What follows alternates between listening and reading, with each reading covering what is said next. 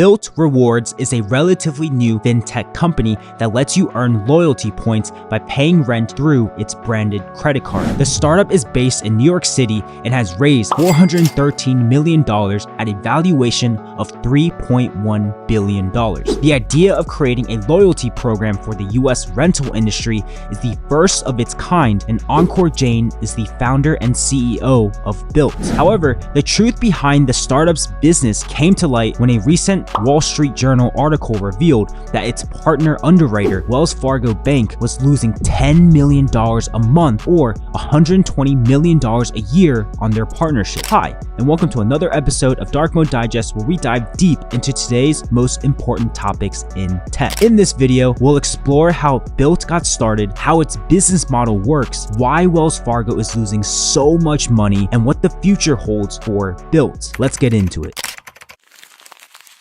Ankur Jain is quite the entrepreneur himself. Early on in his career, he co-founded Kairos Society, an incubator for young entrepreneurs. He left in 2012 and co-founded a contact management app called Human, which was acquired by Tinder, and he became the VP of product at the company. After a few years at Tinder, he left again and rejoined Kairos in 2017 to launch a new venture fund focused on building solutions to issues such as student debt and affordable housing. In 2018, Ankur began workshopping the idea for Bilt with the insight that travel in the US alone is about $100 billion a year, and for paying rent, it's $500 billion a year. And the worst part about this rent spending is that there was no existing loyalty program or card. So he and his early team started to build their own loyalty program and currency. They started pitching various landlords and soon secured one of the biggest ones in 2019, Starwood Capital Group. With this major landlord on board, it helped unlock more attractive rewards partners. Now, having big landlords on board as well as rewards partners like Virgin Points, it was time to build the tech platform. His team worked with Sherry Hammond, the executive VP of digital partnerships at MasterCard, over the next 2 years. The final piece of the puzzle after building the platform was to secure an underwriter and distribution partner, usually a bank. And yep, you guessed it, Bilt approached Wells Fargo on this partnership. Typically, entrepreneurs want the bank to help distribute their product to its customers, but not for Bilt. What's unique about Bilt is that it would bring its own network and distribution channel, the renters, with its own robust rewards program. And so Bilt launched its Bilt MasterCard to the public in 2022 and gained over 1 million accounts in just 18 months. It's a no annual fee card with a loyalty program for your rent payments. It sounds perfect, like a win-win for all parties, right? But under the hood, someone is losing. To understand how Wells Fargo is losing a ton of money from this deal, we first must understand Bilt's business model.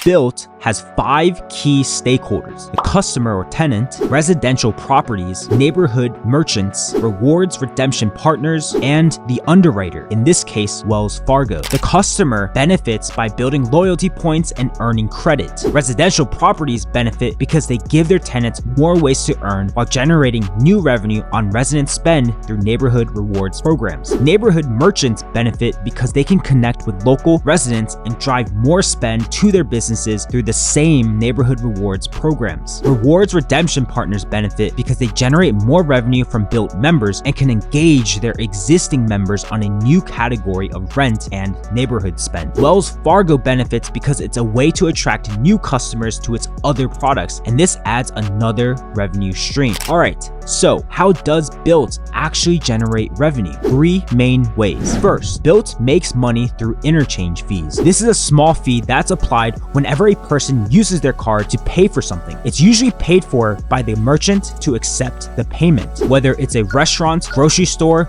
or your landlord for rent payments. The fee varies depending on the type of payment, location, and card being used, but generally it's between 1 to 3% along with a 10-cent fixed fee per transaction. The fee is consequently split between all parties involved, namely Bilt, MasterCard, and Wells Fargo. So to maximize its revenue, Bilt is incentivized incentivized to push you to use its credit card as often as possible. The second way Bilt makes money is through referral fees. Whenever you make a purchase through the Bilt app, be it booking a fitness class, reserving a restaurant table, or arranging flights and hotels, the merchant or vendor pays Bilt a referral fee. The third way is Bilt earns interest income if you carry a balance on your Bilt MasterCard, similar to traditional credit cards. It's a pretty standard business model, but it has a complex ecosystem of stakeholders involved. Bilt now has over 4 million apartments as part of its Bilt Alliance, and it's generating $200 million in annualized revenue, and it became profitable in 2023. But like I said earlier, someone is losing money. It's not looking good for Wells Fargo and ultimately Bilt.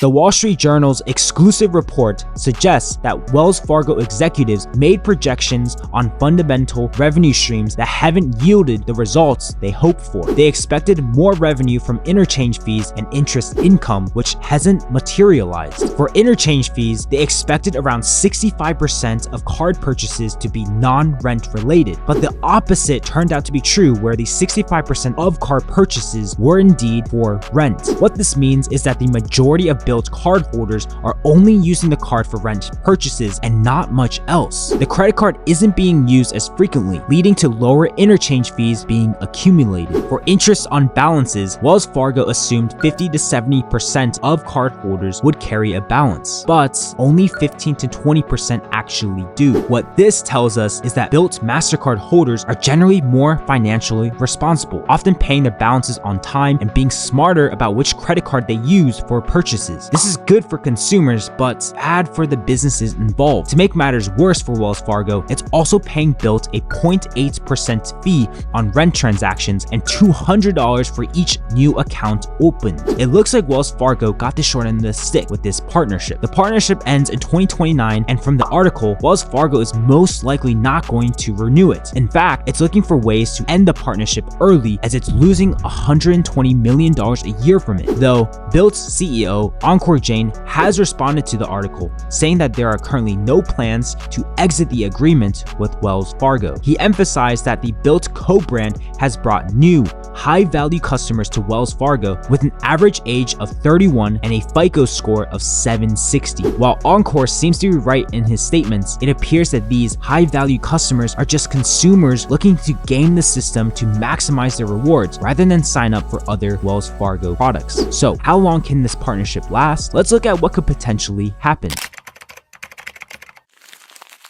Bilt needs Wells Fargo, well, an underwriter, for it to be able to operate. And you can bet that after this Wall Street Journal article, other banks will be very reluctant to partner with Bilt. So Bilt needs to do whatever it can to salvage its partnership with Wells Fargo. It needs to help the bank make more money. You can bet changes will be coming to Bilt MasterCard. For example, it might incorporate a minimum spend requirement every month to be able to earn points. It could also increase the number of required transactions per statement period. It could add an annual fee for more rewards and to boost loyalty. There's a ton Bilt can do now that they've reached a certain scale of users and partners. If one thing's for sure, it's that Ankur Jain is a hustler and a true entrepreneur. He won't give up that easily, and you can be certain that Bilt isn't going anywhere. That's it for this video. I hope you found it insightful. If you haven't already, make sure to subscribe to my channel so you don't miss out on my next tech documentary. Also, be sure to check out the video on screen for another deep dive. Thanks for watching, and catch you later.